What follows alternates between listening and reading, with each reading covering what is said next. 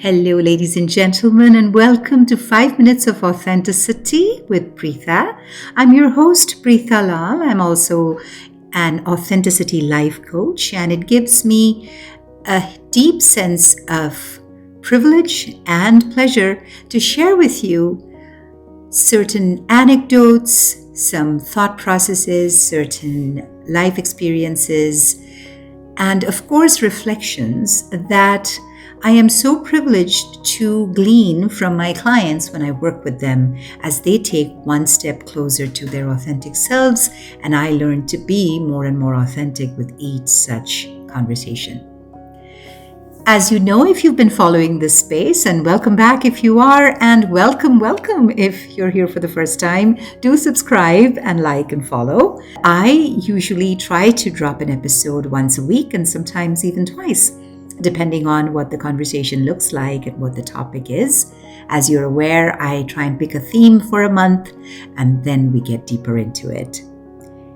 The last little bit in my own conversation with the individuals I've been working with, the thought about boundaries has been coming up repeatedly, and I am looking at it as a sign from the universe for me to sit down here and delve a little bit deeper, think a little more, unpack a little bit more, and talk about boundaries. So this month, in this merry month of May, we will talk about the architecture of boundaries. So let's start today, friends, and just kind of understand what a boundary really is.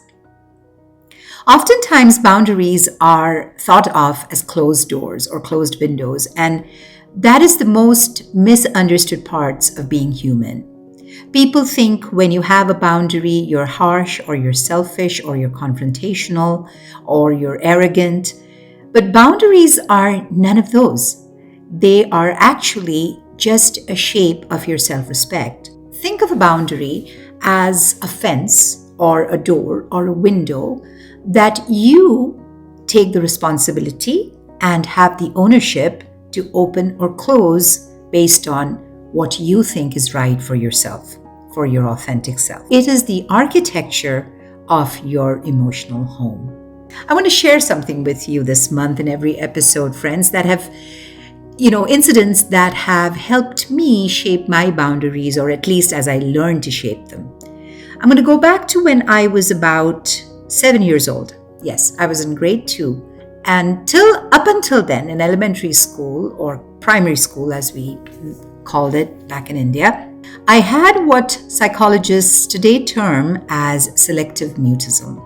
And that is typically, if you look it up, it is when an individual chooses to not speak in certain situations, but can understand and speak completely fine in others.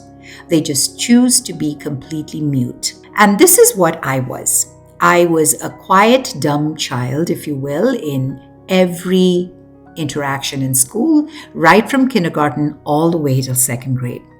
There was no way, neither positive nor negative reinforcements could get me to open my mouth in school. I was fine at home. I was fine in limited social occasions, but I was the quiet, dumb child. Now, if you think about it, a child whose silence was a boundary, if you think about it, I didn't interact with anybody. It was a boundary and not a flaw. Now, the reason I say it was not a flaw was because it was in my 2nd grade that my life completely changed thanks to a new teacher who came to our school, and I was in Mumbai at that time. This teacher, and I hope wherever you are, Miss Joy, I hope you're listening. Her name, rightly so, was Miss Fatima Joy. And Miss Joy was just one of the most beautiful, compassionate human beings who had an aura of kindness about her. And I remember the first day she walked into our 2nd grade classroom, and I thought, here we go again. I'm going to be called out and I will be pointed out, made fun of, and obviously asked to just stay in the back of the class and not contribute. But what Miss Joy did is she asked for me. I came out of, where I was sitting. I stood in front of her. I remember this so vividly. I stood in front of her, my eyes lowered, and she said, "Are you Pritha?" And I said, "Yes." I didn't say yes, I think I just nodded my head. And she said, "Pritha, I am new to the school and completely new to the classroom. I am going to go to the teacher's lounge to get certain notebooks for all of you.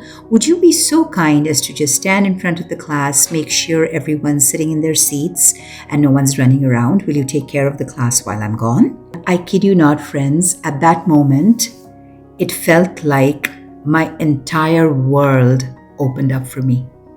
All those boundaries, the barriers, everything around me that I had built with fear and shame just disappeared.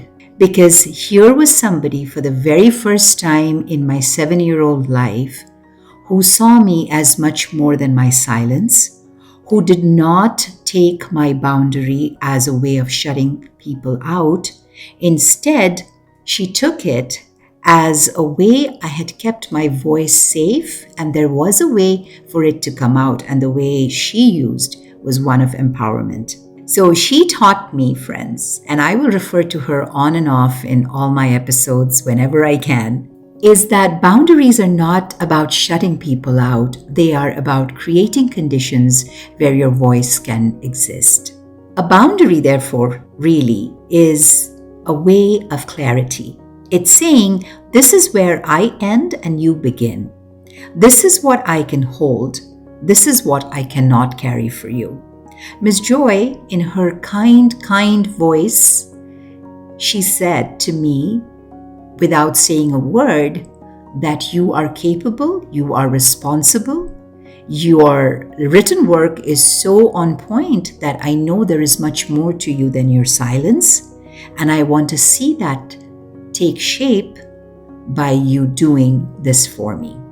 She didn't say it in so many words. She just gave me a task and she knew and trusted me to do it. Walls are built from fear, friends. Boundaries are built from truth. Ask yourself this: where in my life do I feel a draft? Where do I feel that the door is open too wide and too long, and I'm cold or I'm warm and I don't enjoy this breeze anymore?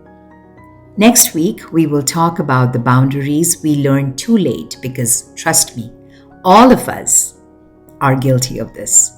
All of us. At some point or the other, we have looked back and said, "Oh shoot, I should have closed that door way earlier. I should have learned to say no when I had the chance. I should not have let myself be taken for granted."